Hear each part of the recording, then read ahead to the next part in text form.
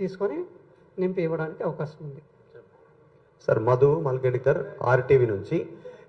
ఈ మధ్య కాలంలో నేను ఏం చేశానంటే ఒక గ్రౌండ్ రిపోర్ట్ కోసం సార్ స్టార్ట్ అయిన రోజు కొన్ని ఏరియాలకు వెళ్ళాను. రోహింగ్యాలకు సంబంధించినటువంటి కాలనీలోకి వెళ్ళాను, డైరెక్ట్ ఇంట్లోకి వెళ్ళాను. ఆధార్ కార్డు, రేషన్ కార్డు, వాళ్ళ దగ్గర అన్ని కార్డ్స్ ఉన్నాయి, డీటెయిల్స్ అన్ని కూడా, బ్యాంక్ డీటెయిల్స్ అన్ని ఉన్నాయి. వాళ్ళని ఎట్లా వాళ్ళ విషయంలో ఏం చేయబోతా ఉన్నారు వాటికి సంబంధించి చాలా సమస్య ఉంది. లోకల్గా ముస్లిమ్స్కి కానీ అక్కడ లోకల్ ముస్లిమ్స్కి సమస్య ఉంది, స్థానికులకు సమస్య ఉంది. వాళ్ళ దగ్గర అన్ని ఆధారాలు ఉన్నాయి. మనం ఈరోజు బ్యాంక్ అకౌంట్ ఓపెన్ చేయాలంటే చాలా ఇబ్బంది ఉంది. మా ఓటు ఆల్రెడీ వేసింది, ఇప్పుడు మళ్ళీ మనం రెన్యువల్ చేసుకోవాలంటే ఇంత ఇబ్బంది కలుగుతూ ఉంది సిచ్యువేషను. కానీ వాళ్ళ దగ్గర అన్నీ ఉన్నాయి. వాళ్ళని ఎట్లా ఫిల్టర్ చేయబోతారు? గ్రౌండ్లో చాలా దారుణమైనటువంటి పరిస్థితులు ఉన్నాయి. మీరు కూడా అఫీషియల్గా నోట్ ఒకటి ఇచ్చిరు, 32 కేంద్రాలను గుర్తించారు అనేటువంటిది మీరే ప్రెస్ నోట్ ఇచ్చారు అఫీషియల్గా.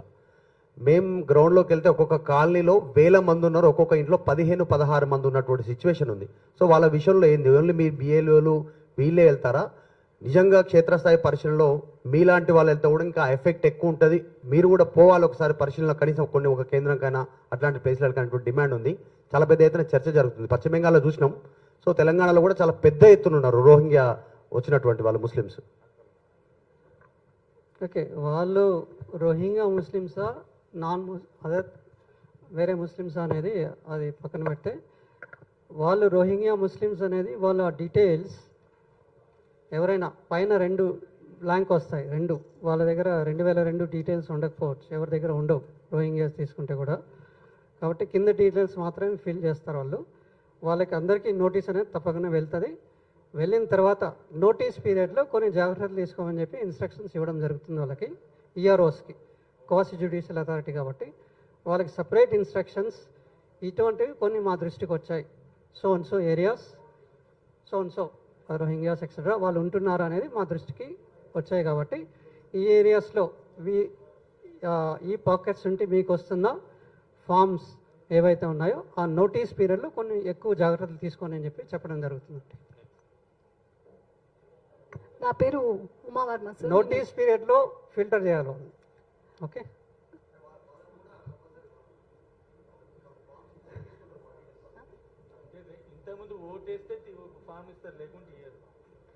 ఫస్ట్ ఆఫ్ ఆల్ వాళ్ళు మీరు అంటున్నట్టు రోహింగ్యాస్ కూడా ఓటర్ లిస్ట్లో ఉంటున్నారు అంటున్నారు కాబట్టి 2002ది అవన్నీ బ్లాంక్ ఉంటాయి. ఖచ్చితంగా నోటీస్ అనేది వెళ్తుంది వాళ్ళకి. నోటీస్ వెళ్ళినప్పుడు ఎంక్వైరీ పీరియడ్, నోటీస్ పీరియడ్లో కొంచెం జాగ్రత్తగా ఎక్కువ చూడమని చెప్తాము. దాని ప్రకారం ఫిల్టర్ అవ్వడం ఛాన్స్ ఉంది. సార్ నా పేరు Uma Varma, senior journalist and press club executive member. Sir ఇప్పుడు మెయిన్ అర్బనైజేషన్లో మీరు 60% అంటున్నారు. సో మెయిన్ గచ్చిబౌలి, మణికొండ ఈ ఏరియాలో గేటెడ్ కమ్యూనిటీస్ ఉంటాయండి. సో రూరల్లో మనుషులు గుర్తుపడతారు, ఒకరికొకరు సహాయం చేస్తారు. ఈ గేటెడ్ కమ్యూనిటీలో కమ్యూనికేషన్ అనేది చాలా 0%. అండ్ మీ ఆఫీసర్స్ ఎవరైతే ఉన్నారో 4-5 ఒకే ఏరియాలో ఉంటున్నారు, మాకు సంబంధం లేదంటూ ఇప్పుడు మేమున్న కమ్యూనిటీలో ఒక్క ఆఫీసర్ కూడా రాలేదు అండ్ ఎలాంటి ఫామ్ కూడా సబ్మిట్ చేయలేదు. సో ఇది చాలా వరకు మీరు అందరినీ ప్రక్షాళన చేసే భాగంలో చాలామంది వెళ్ళిపోయే అవకాశం ఉంది. అండ్ ఇంకొకటి, రూరల్లో ఉన్న వాళ్ళందరూ అక్కడ ఓటక్కు ఉంటుంది అండ్ వాళ్ళు సిటీలో సెటిల్ అవుతారు. మరి మీరు అక్కడికి వెళ్ళి మీ ఆఫీసర్స్ ఉన్నప్పుడు వాళ్ళు లేకపోతే ఎలాగా? అండ్ ఇంకొకటి, తెలుగులో ప్యూర్ ఇప్పుడు ఎగ్జామ్స్ ప్రిపరేషన్ లాగా ఉంది సార్ ఇది సబ్జెక్టు. సో మీరు ఇంత బాగా ఎలాబరేట్గా చెప్తూనే కొంతమందికి అర్థం కావట్లేదు. సో రూరల్లో కానీ అర్బన్లో కానీ దీని గురించి అర్థం కాక మనకి ఎందుకు వచ్చిన తలనొప్పని ఫామ్ ఫిలప్ చేయని వాళ్ళు కూడా చాలామంది ఉన్నారు. సో ఫర్ ఎగ్జాంపుల్ ఇప్పుడు ఇక్కడ ఉన్న వాళ్ళకి ఎంతమందికి ఇంటికి ఫామ్ వచ్చింది అనేది మీరు కన్ఫర్మ్ చేసుకోవచ్చు. అంటే దాదాపు ఒక 10% కూడా ఇది రీచ్ అవ్వలేదు. సో దీనిపైన అవేర్నెస్ పెడతారా? డెసిషన్ మేకింగ్ ఎలా ఉంటుంది? అండ్ మీరు అంటున్నారు మోర్ దెన్ 50+ వాళ్ళకి ఇది ఒక ఎగ్జామ్ లానే ఉంటుంది. చదువుకున్న వాళ్ళకంటే చదువుకోలేని వాళ్ళు కూడా ఎక్కువ ఉంటారు.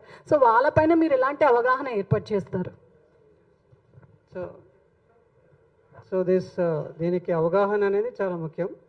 ఎస్పెషలీ అర్బన్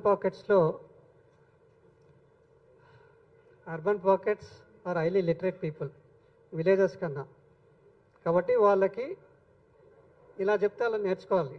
అర్బన్ పాకెట్స్లో if you are complaining that urban పాకెట్స్లోనే ఇల్లిటరేట్ టైప్లో ఉన్నారంటే, ఇల్లిటరేట్గా ఉన్నారంటే it is a drawback of the person, not the person who is educating. Because urban పాకెట్స్లో లిటరసీ అనేది చాలా ఎక్కువ. కాబట్టి ఒక మార్గం కాకపోతే రెండు మార్గాలు, మూడో మార్గం కూడా వెతికైనా కూడా I have to become a voter అనే ఒక what is it no not puzzle. If there is a will that I have to become a voter అంటే it will not be a puzzle. Educated person it's a puzzle అని చెప్పకూడదు. Because educated person knows what is this అనేది. ఇంకా rural ఏరియాస్లో వాళ్ళకి అర్థం కాదంటే semi literates, rural area it's not an issue. Urban పాకెట్స్లో మీరు అంటున్నారు ఇప్పుడు రూరల్ ఏరియాస్లో బిఎల్ఓస్ వాళ్ళకి బాగా తెలుసు కాబట్టి BLOs will help them out. In urban pockets బిఎల్ఓస్కి ఆ ఏరియా ఇంతకుముందు చెప్పినట్టు ఆ ఏరియా మీద పట్టు లేకపోవడం, వీళ్ళు కొత్త ఎంప్లాయీస్ ఇదొక drawback. Second thing is in urban pockets they are busy with something else. They are busy eking out their livelihood. They are busy in their own way. కాబట్టి వాళ్ళ ఎన్యుమరేషన్ ఫామ్ ఫిల్ చేయడంలో వాళ్ళకి they are finding it difficult అనేది it's not cannot be taken. Or ఈసే.net ఉంది కదా, దాంట్లో కూడా ఫిల్ చేసుకోవచ్చు. Or if I not got నాకు రాలేదు, నా పక్క neighbour is also same polling station కాబట్టి పక్క నైబర్కి వచ్చింది కాబట్టి దానిపైన బిఎల్ఓ పేరు ఉంటుంది, బిఎల్ఓ నెంబర్ ఉంటుంది. ఆ బిఎల్ఓకి ఫోన్ చేసి పక్కన ఆయనకి ఇచ్చావు, నేను అదే పోలింగ్ స్టేషన్ నాకు రాలేదని చెప్పి కూడా అడిగి తీసుకోవచ్చు. Different ways. Sir sir sir sir sir sir sir sir వెనకాల ఏదో కుట్ర ఉంది, చాలా ఓట్లు తీసేసే ఒక కుట్ర జరుగుతుంది అని చెప్పి ప్రతిపక్షాలు ప్రధానంగా వాదిస్తున్నాయి. ఎందుకంటే ఎంఐఎం పార్టీ దీని మీద ఫోకస్ చేసింది, దాని మీదనే మిమ్మల్ని క్వశ్చన్ చేస్తుంది. అసలు నిజంగా కుట్ర అనేది ఉందా? నిజంగా ఓట్లు తొలగించే అవకాశం ఉందా? లేదండి.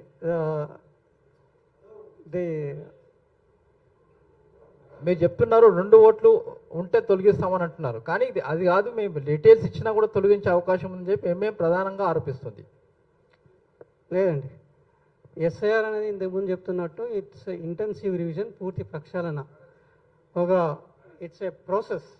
ఈ ప్రాసెస్ కొంచెం ఎవ్రీ ఇయర్ జరిగేదానికన్నా కొంచెం క్లిష్టంగా కనపడుతుంది. దీని యొక్క ఉద్దేశం పదే చెప్తున్నాం, మన యొక్క ఓటర్ రోల్ని క్లెన్స్ చేయడం లేకపోతే ప్రక్షాళన చేయడం మాత్రమే. ప్రతి ఒక్క ఓటర్ని ఫిల్ చేసి ఇచ్చినా కూడా అతని పేరు తీసేయాలి అనే ఉద్దేశం లేదు. ఎలక్షన్ కమిషన్ యొక్క ఉద్దేశం పదే చెప్తున్నాం, దీన్ని ప్యూరిఫై చేయడం లేకపోతే ప్రక్షాళన చేయడం మాత్రమే, కానీ ఓటర్స్ని తీసేయాలనే ఉద్దేశం కాదు. ఒకవేళ నోటీస్ వచ్చినా కూడా ఈఆర్ఓ ఎవరైతే ఉన్నారో 1000 మందికి నోటీస్ వస్తే అందరికీ ఖచ్చితంగా అతను పూర్తిగా డీటెయిల్డ్గా చూడాలి. ఓటు తీసేసే ముందు అతను పూర్తిగా వెరిఫై చేసుకోవాలి. అతను ఫిల్ చేసిన డీటెయిల్స్, తర్వాత అతను పొందుపరిచిన ఇన్ఫర్మేషన్ మొత్తం జాగ్రత్తగా చూసుకొని అక్కడ డౌట్స్ ఏదైనా ఉంటేనే అప్పటికి ఆ కన్సర్న్డ్ ఎలక్టర్ని పిలిపించి ఆ డౌట్స్ పూర్తిగా క్లారిఫై చేసుకున్న తర్వాతే ఓటు తీసేయడానికి అతను ముందుకెళ్లాల్సి వస్తుంది. ఆ ఓటు తీసేస్తూ ఉంటే కూడా అతను స్పీకింగ్ ఆర్డర్ ఎందుకు కారణాలు రాయాల్సి వస్తుంది. ఎందుకు కారణాల వల్ల నేను నీకు ఓటు హక్కు కల్పించలేకపోతున్నాను అనేది ఈఆర్ఓ అనే వ్యక్తి పూర్తిగా స్పీకింగ్గా డీటెయిల్డ్గా ఇవ్వాలి.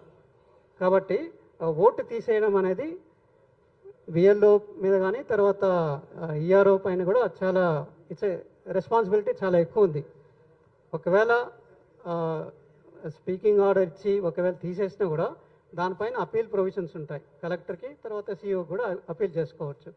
సో ఇన్ని డిఫరెంట్ స్టేజెస్లో ఉన్నాయి కాబట్టి స్పీకింగ్ ఆర్డర్ అనేది చాలా ఇంపార్టెంట్.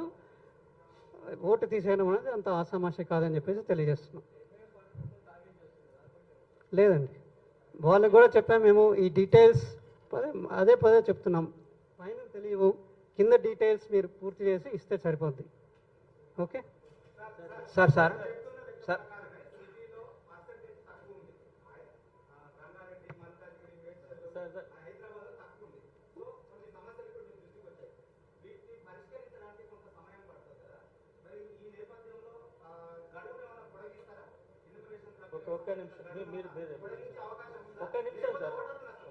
అది ఇవాళ ఈఆర్ఓస్ డిఈఓస్ రిక్వెస్ట్ బేస్ చేసుకొని చూస్తాం. సార్ నా పేరు రమేష్, నమస్తే తెలంగాణ. సార్ ముఖ్యంగా ఎన్యూమరేషన్